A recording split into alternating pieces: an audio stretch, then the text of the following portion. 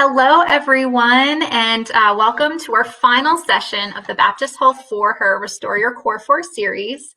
I'm so sorry we couldn't be live with you tonight, but I'm excited to still share this video with you all and this information, and especially have our guest speaker with us tonight. So I encourage you to share this video, definitely listen through as much as you can. It's so much great information that we're talking about finding calm in the storm, which I'm very excited about because I know I need some calm. So anyway, despite that, tonight I am joined by Dr. Kristen Galloway. Dr. Galloway is a psychologist with our Baptist Behavioral Health team, and she may look familiar to you as she's been with us before. So welcome back, Dr. Galloway. It's so great to have you. For our viewers that may not know you, could you tell us a little bit about yourself? Yeah, absolutely. So like you said, I'm Kristen Galloway. I'm a psychologist with Baptist. Currently in my practice, I really love working with adolescents and adults across the lifespan with a variety of concerns. I like the variety. When I first started out in this practice, I worked out with the little ones, and now I have a little one, so it might be a little too close to home. So really what I do is I work with adolescents and adults with a variety of presenting concerns. So anything you can think of, from anxiety, depression, family conflict, social media concerns, self-harm, suicidal thoughts, anything like that. You name it, I probably see it. Yeah, that's great. And what a great background that you have for our topic for today, which I think, and you're the expert, so you tell me, but just our emotions can get the best of us sometimes. And for the topic for today is just to find ways that when we are in that storm of emotions, what can we do to help us? So you had mentioned this concept of distress tolerance. And so could you define that for us and then also explain a little bit of how that helps us manage our emotions? Yeah, absolutely. So I love that you just talked about emotions in general. I think most people know what they want to do and how they want to behave. But I think oftentimes what trips us up, what gets in the way of us being the person that we want to be, is our emotions. And so distress tolerance is such a great set of skills to help us manage emotions, especially when we're having difficulty with managing those emotions, or, and we'll talk more about this, when we can't change the way we feel about something. I think that is vital when you're thinking about distress tolerance. So to kind of get at your question, I think it is helpful to define distress tolerance, and it naturally will go into, like, why do we use distress tolerance? So breaking it down, it's like, what is distress? I think sometimes when I throw that word out, people are like, what is distress? I don't think it's like a word that we use in our common just everyday language. And so when I think about distress, it's anything that's causing some sort of stress in your life, whether it's your emotions. So we've already kind of gone over that. It could be I'm experiencing an intensity of emotions that is problematic for me. It could be psychological or mentally in some sort of way. I'm having some intrusive thoughts or distressing thoughts that are causing me distress. It could be physical, right? I could be in physically a lot of distress. Maybe I'm a person who suffers with chronic pain.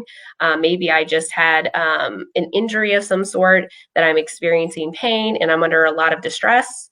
It could be environmental, right? So maybe it's something about my specific environment that is causing me distress.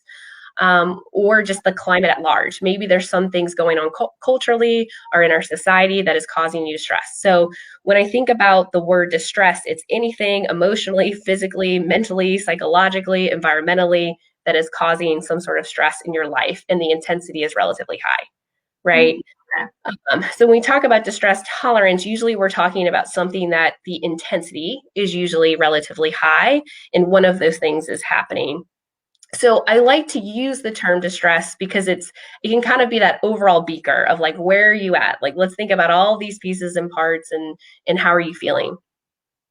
So then the other part I think is the most useful when thinking about this skill, which is tolerance.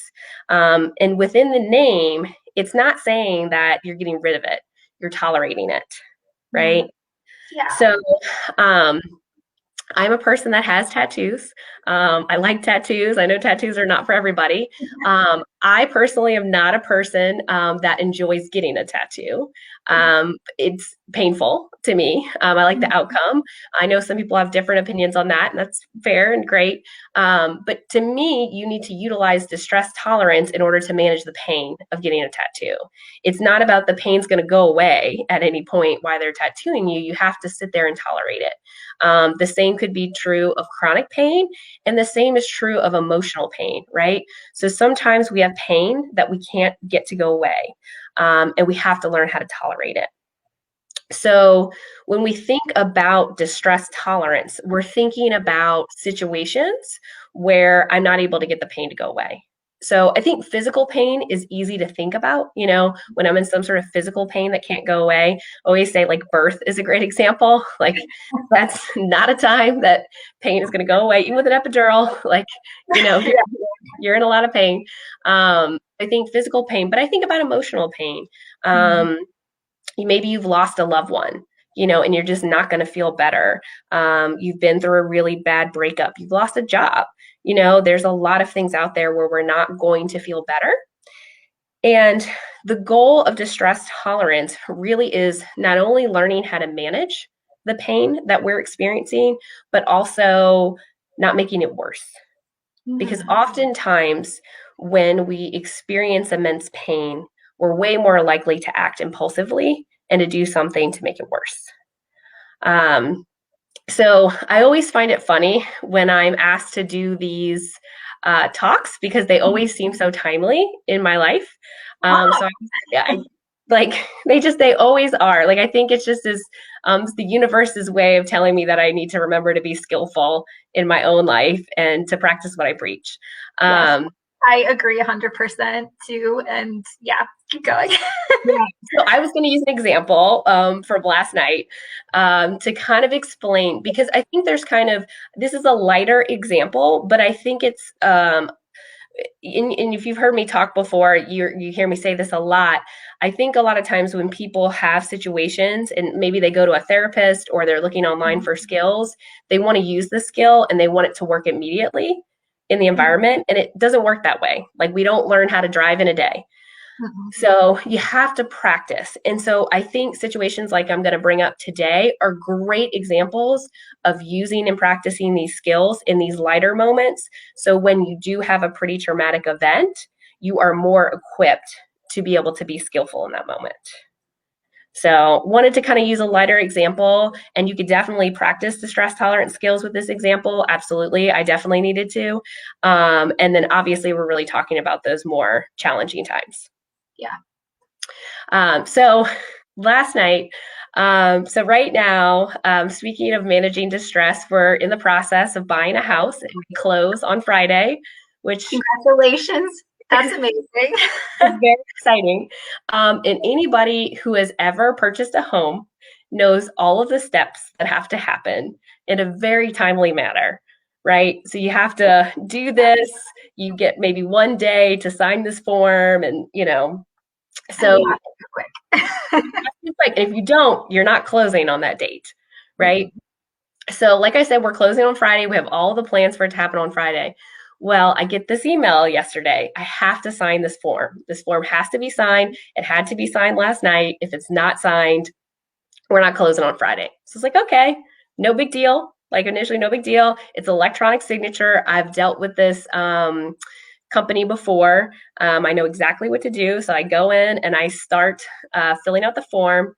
And then all of a sudden, I get the circle of death, the please wait going.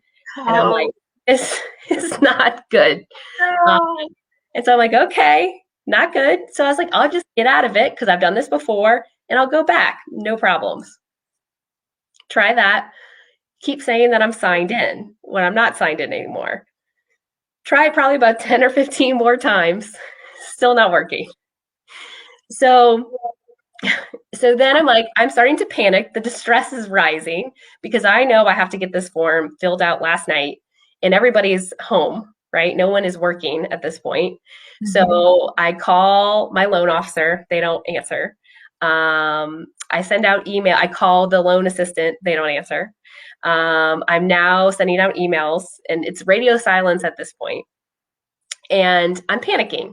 I'm panicking because in my mind, I'm like, oh my goodness, I'm not going to be able to close on our house.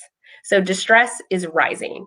Um, and now you start having all of these thoughts of like, this is all my fault. I should have done this earlier. I'd gotten the email earlier in the day. Why didn't I just fill it out when people were around? We're not going to close. I can't do this on Monday. Like all of these other worries start bubbling up. And in my mind, I was able to access some problem solving. So I was able to know, okay, worst case scenario, I could print this out because we do have a printer. Mhm. Long story short, our laptop got stolen a couple of months ago. So I don't have my laptop to connect to my computer to scan. So I know that I can download a scanning app to scan these documents. Yeah. But I'm also getting very frustrated because if it would have worked, it would have taken 5 seconds. Mhm. But now this is like 30 minutes, 45 minutes, an hour into the night where I want to spend time with my family. I want to go exercise. I have paperwork to do, and this has to happen in order to buy our house. So, to say the least, the stress is rising. And part of the issue, which we'll talk more about this in a second, is when we're distressed, we have a really hard time accepting the situation. So, Mhm. something that was very clear to me was I was not accepting the situation very well. I was very much wanting to keep going back and getting this electronic signature to work because I am not wanting to go through this whole process of having to scan and print and sign. Um, so, what I did notice, so as we were talking about earlier, the urge when you're in distress is to act impulsively, to act on those emotions. And so I think there was very much a part of me that still was in the front of my brain going, yes, this situation is not great. And it's also not that big of a deal. And we have a solution, and you will fix it. And there's nothing that you can do to change it. And if you just get it done, it will all be okay. And I need to accept that my night is not the night that I planned. And there's this other side of me that is not willing to accept this, that is very mad, that wants to Mhm. stay in this anger. And I'm noticing that I am becoming more irritable. And I'm noticing family members wanting to stay away from me because they do not want to be in the line of fire, Yeah. right? Because they notice they're feeling my irritation, which is then making me. So, this is another part that I think is important when we're talking about emotions and emotions getting in the way of being who we want to be. Because in that moment, I want to be a good wife and a good mom. And when I see them kind of backing away, like, what is she doing? Like, I'm not feeling like a good wife and a good mom because I'm allowing my emotions to get the best of me, right? So then I think when we act impulsively, if I had yelled at one of them, I would have acted impulsively and it would have made the situation worse. Mhm. So what I decided to do was I was still very much irritated, and they could definitely tell that I was irritated and I was not doing a good job of accepting. But one thing that I did do was go exercise. I was like, I cannot solve this right now. We have a gym at our house. I said, I'm going to go work out. And it was very hard to force me to work out. I think that's another piece of this is that you're not going to want to do the skill. But once I was able to get through a 30-minute workout, I didn't necessarily feel better. I was still frustrated with the situation, but I felt like I could go on with my night. And I was able to do what I needed to do to alleviate the situation. Um, and eventually I got an email to say that I could send the paperwork off and it's all going to be okay. But I think even though that's such a silly example of distress, I think it's such a common thing of what we experience and a way to practice that. So when I am in a really distressing situation, I can act in the way that I want to act. Yeah. No, and I totally relate to that. And something I know for myself, I've been practicing because, like you said, it's not easy to do that when you're feeling that way. And the way that I've learned to, I guess, have awareness for myself is what you were talking about with those irrational thoughts, or things that the side of your brain making is your lizard brain, right? And then the That, other is that logical brain. So I'm like, okay, all right, Jean, is this a logical thought or is this a lizard brain thought? So I think that's such a great example and something that we can all relate to. I know I sure can. I mean, I've been lucky enough to have gone through that, not that situation, but buying a house, and it is stressful for sure. yeah, yeah. And I love that. I mean, I think anything that you can do to help you get through a situation, just that mindfulness that you're describing, because I think when we're talking about utilizing distress tolerance, like mindfulness is so important. Like I have to be aware of my distress. I have to be aware that I'm having thoughts that may or may not be true. I have to be aware that my lizard brain is activated right now, that is not only stressing out my mind, but probably stressing out my body, Yes. And not right? wanting, yep. And for me, the ultimate goal is not to make it worse, right? Oh, Yes. not to make it worse. Yeah. Yeah. So I love that example. And what's funny is that was going to be my next question for you is what is an example? So you went ahead and answered that fully, completely. Check. But I know you actually talked about a lot of them in your example of the techniques, but could you tell us, what are some of the distress tolerance techniques that we can use? Yeah. Um, so like I was saying, I think mindfulness is key. Like mindfulness is key, knowing, being aware of like checking in of what's going on with me. How am I feeling? Like, is my body in distress? Is my mind in distress? Are my emotions in distress? Like, and maybe what is causing that? And what's my urge? Like my urge last night obviously was to be reactive. Mm-hmm. And I think it's noticing like what's my urge, and maybe what do I want to do? Because then if I can check in and go, okay, like how I'm feeling maybe doesn't totally fit the situation, or the urge that I'm having is not going to be helpful, then I can say, okay, I need to use distress tolerance. And I think the other aspect of mindfulness that is helpful here is to remember that although I want to feel better, and it's possible, like depending on what the situation is, it's possible you could feel better, but to remember that's not the goal. I'm just trying not to make the situation worse. Mm-hmm. Um, so I think the mindfulness component is really important. So there's two other sets of skills that you use in distress tolerance. One is crisis management, crisis skills, survival skills. So basically anything that I can do to survive the moment. And the second set of skills is acceptance. And I know we'll talk about acceptance in a second. But when you think about crisis skills, it's and I'm sure I've said this before, they're not anything like, wow, I've never heard of this skill before. They're not something that's going to be this like aha moment. What is important about the skill is the fact that you're using it intentionally. So one of the crisis skills, just for an example, is called self-soothe with the six senses. And if anybody's familiar with the skills and what the language I'm talking about, it comes from dialectical behavioral therapy. That's kind of my background. It was started by Marshall Linehan. So if somebody's like, this sounds really familiar, this is where it's coming from. So when we think about self-soothe with the six senses, it's exactly what it sounds like. It's using all of your senses and the sixes movement to identify what would be soothing. So just thinking about ahead of time, like what visually is really soothing for me?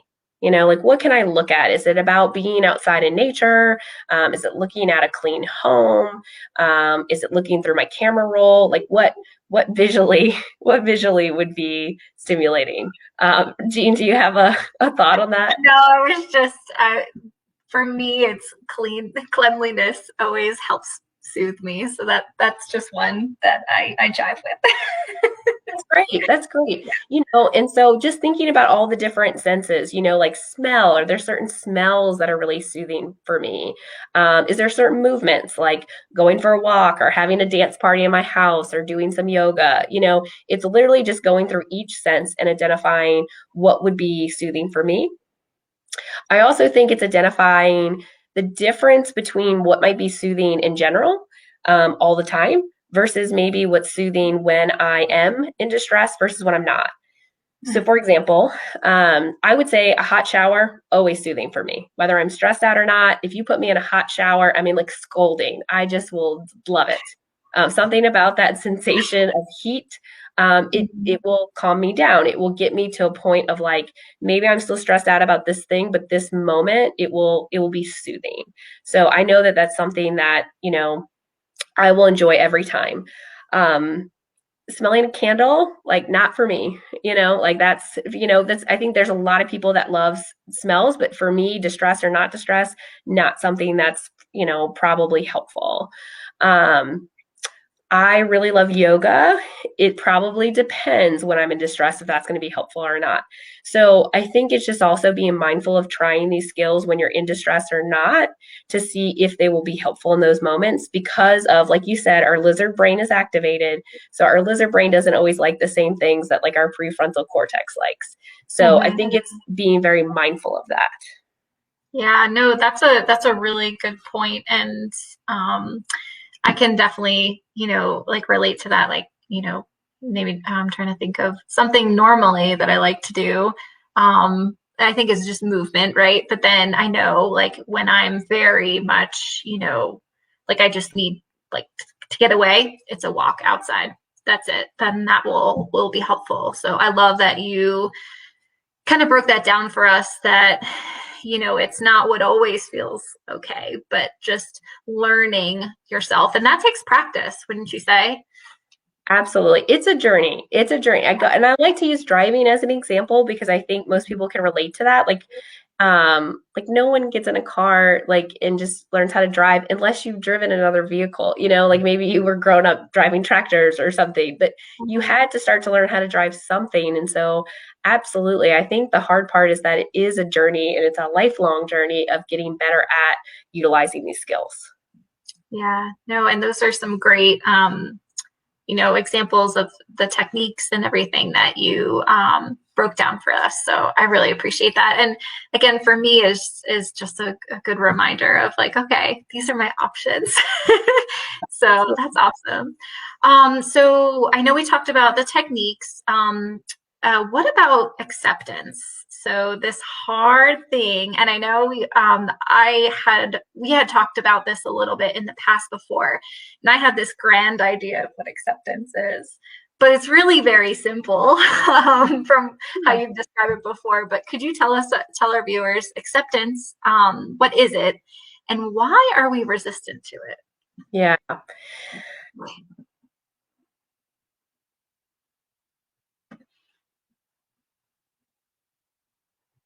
Acceptance.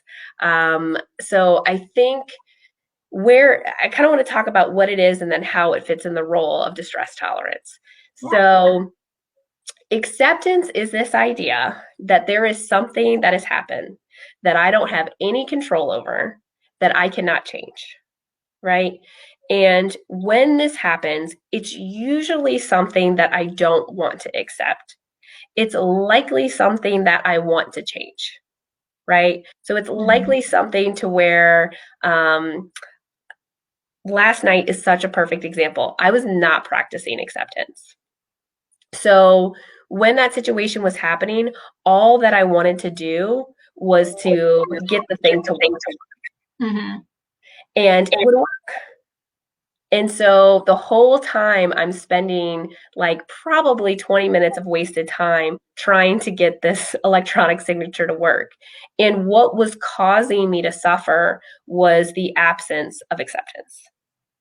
Because if I could have gotten to acceptance earlier of like, okay, I've tried this 10 times, I've sent out emails, I've also reached out to IT on the website. At that point, I've done all the problem solving that I can. If I could get to the point of like, okay, this is very frustrating. I wish I could change this. I can't change it, but it is what it is. It would allow space to still be in pain because it wasn't the night that I expected. It would have also allowed space to be able to move on and enjoy the rest of the evening with my family, to be able to get the work done, to be able to enjoy my exercise. But because I couldn't practice acceptance, I was stuck suffering. And I think when people are having a hard time practicing acceptance, they usually are not only experiencing pain, but they're suffering. And so bigger examples of that are, I think, when people are stuck with like accepting a relationship ending, losing a loved one, I go back to chronic pain because I think that's like an autoimmune disease or chronic pain. I think those are really difficult diagnoses to accept, and obviously extremely life changing. Um, so I think it's anything that, like, I would want my loved one to come back. I want that relationship to work out. Or those coulda, woulda, shouldas, where we're really struggling with regret. Like, if I would have just said something, if I would have taken that job, if I would have saved more money, right? Like, it's all of those things that are causing us to suffer now because there's nothing I can do to change those behaviors. And so, where we get stuck, and I think resistant, is because we're still stuck in wanting to change it, to make it true. But what we don't realize is that that is actually the thing that's causing the pain. So I think I used this example last time, of quicksand. So I think when you think of quicksand, um, I've never been in quicksand personally. I hope that I never am. Me neither. If I were into quicksand, I were to get into quicksand, I know what my natural reaction would be to fight it, would be to try to claw my way out of it because I'd be terrified that it's going to like kill me, and pull me down. And obviously in that moment, I don't want to die. And so I'm just acting on my natural urges to want to get out. But when you're in quicksand, the best thing to do to get out of it is actually to like make yourself big and lay in it. Because of the way quicksand is made, you'll actually rise. And so it's like you're telling me that I need to, this thing that's about to suck me down, I need to lay in it. It feels so averse to what your natural urge is. And to me, that's what makes acceptance so hard, is it feels so wrong. There's something inside that makes us feel so connected to do what we're doing. Because whatever it is, we don't want to happen. But the problem is we have no control over it. So it's like we have to act in opposition to what our gut, our body is telling us. And I think that's why acceptance is the cure, but it's also the thing that is so difficult to do. Yes. Yes, yes, yes. 100% yes. And if I'm understanding, so acceptance really is the end goal of this, right? But you don't get there right away a lot of the times, right? I mean, sometimes we have to take our time to get there. I don't know. What do you say about that? Yeah, it's a journey, not a destination. Okay. Right. So I would say that we don't always get there right away, and we don't always stay there. You Okay. know? So there might be times, let's say a loved one. Maybe I'm just like in a really good space. Maybe I've realized, like if I'm religious, maybe I'm realizing they're in a really good place. Or maybe I finally have created space to be able to celebrate them. And I'm doing really great of realizing, you know what, they're not here and I can live the life I want to live, even though I miss them and I'm sad. But then, like, let's say their birthday comes around. Well, now all of a sudden it gets harder. Yeah. So I think it's also good to just acknowledge where you're at. And so there's something called like the acceptance road, the rejecting road, and just like a way to be mindful of like, am I on the acceptance road? Am I on the rejecting road? Noticing what road I'm on and trying to make the commitment to get on the acceptance road, or notice what that looks like. So I think that you're always kind of evaluating where you are and trying to move towards acceptance, and also maybe acknowledging where you're at. I think the other thing about acceptance is sometimes it feels powerless. Like, okay, well, if I accept that somebody has died, now what? What am I left with? Mm-hmm. And so I think part of acceptance, like if I can get to a place of like, I'm hurt, I'm sad, I wish they could be here, and I know they're not, it also allows space to be like, well, now what? Now I can ask the question of how to live my life now that they're not here. Whereas if I'm still rejecting reality, I'm stuck in like, I can't live life without them. So I think where it can be helpful is it allows space to do other things. Yeah, definitely, and helps us move forward. Yeah, to hopefully get past the pain is, to feel better. Yeah, that's such a great example. And I think of a more, not that your house buying was small, but just something that's so impactful for life, and how it can kind of come cyclic, and like you said, birthdays with a loved one. And so I really love that example. So thank you for elaborating on that for me. Yeah. So, as far as for distress tolerance, is there any other anything else that you feel like our viewers should know in the realm of that? Yeah, I guess we could just leave with this last thing. I feel like we could always do to be continued distress tolerance. Yeah. Like there's skills after skills. But one that I like that we kind of leave on and it kind of wraps it all together is when I'm in distress, I think there's 5 ways to solve that problem. One, I can problem solve. So if I can problem solve, I problem solve. So that's what I did last night. I did some problem solving, which was great. If you can't problem solve it, can I change my perspective? Can I change the way I feel about it? Like I'm not happy that that situation happened last night, but in the grand scheme of like buying a house, if that's the worst that happened, like I think we're doing pretty okay. Yeah. Um, you know, I don't know if I could have got there last night. Um, but if that is helpful, then it's worth using. If you're like, you know what, I just can't change the way I feel. Can I accept it? Right. And that's the skill that I really needed to use. Because if I can accept this is what it is, now I open up the space for now what? Mhm. So can I problem solve it? Can I change my perspective? Can I accept it? If not, do I stay miserable? Which is a choice. Mhm. And what I say about that is if I'm just not in a space to change at that moment, just acknowledging that, like, right now, I want to be miserable about it. Like, I just lost someone and I'm not ready to change. I don't want to change. I just want to be sad about it. And that's okay. I can stay in that space for a moment. And then the last piece is like, part of problem solving is, am I going to do something to make it worse? Am I going to make the choice to, drink too much or yell at a loved one, or quit my job abruptly? Like, and obviously that's something we're trying to not do. But I think it's mindful of like, is that the choice I'm making? Because at least if we can get you to be more mindful about it, maybe we can stop you from making that choice. So when you're thinking about distress tolerance, I would think about maybe we want to stay away from those two options. Like that's the ultimate goal. Sometimes will happen because you're a human being and they will happen, but there are 5 ways to solve the problem. And so that to me is helpful when thinking about distress tolerance. Yeah, and I love that. And knowing that you have a choice in that situation when you feel like you don't. Yes. So yeah, I really like how you put that with those 5 things. That's excellent. Dr. Galloway, I mean, what wonderful words of wisdom and what a way to end the series for us. And so I really appreciate your time and just your wealth of knowledge and to get to speak with you each time for these Facebook Lives because you're such a joy to have. But I just want to also thank our viewers for those who are tuning in tonight. For our talk here. And again, sorry we couldn't be live, but I'm so happy that we were able to have this conversation. Just feel like for myself, it's helpful each time, and I hope that our viewers feel the same way.